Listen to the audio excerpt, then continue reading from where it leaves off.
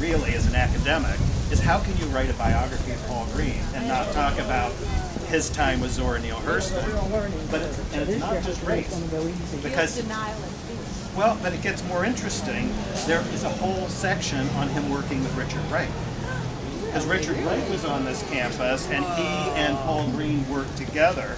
There's even a photo of the two of them together in the basement of Steele. And so I find it, but that was 10 years later.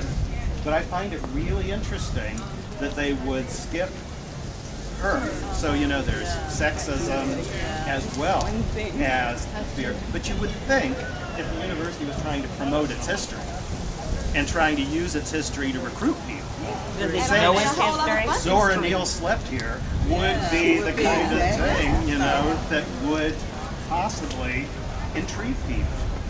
And the fact that she was treated better by Paul Green, at least, than George Moses Horton was treated by the university.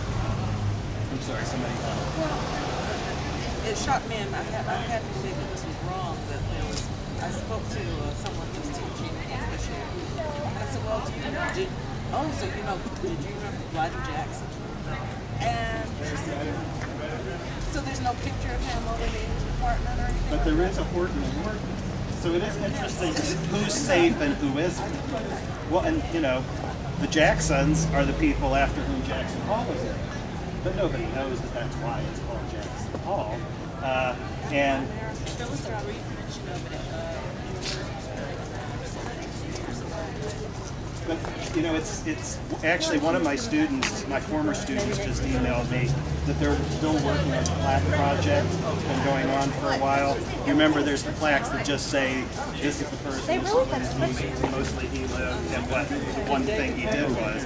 They're trying to do the other project where it says the more interesting things, like the student stores. Right, the student stores, the one building students can't avoid going into, is named after Josephus Daniels, who was the white supremacist editor of the News and Observer, who basically jump-started the Wilmington riots in 1898, and you know was seen with a machine gun or whatever they called it back then. And nobody, but the thing is, who knows that it's Daniel Hall? But if you did, it might make you think. Well, let's head over that way. I know that some of you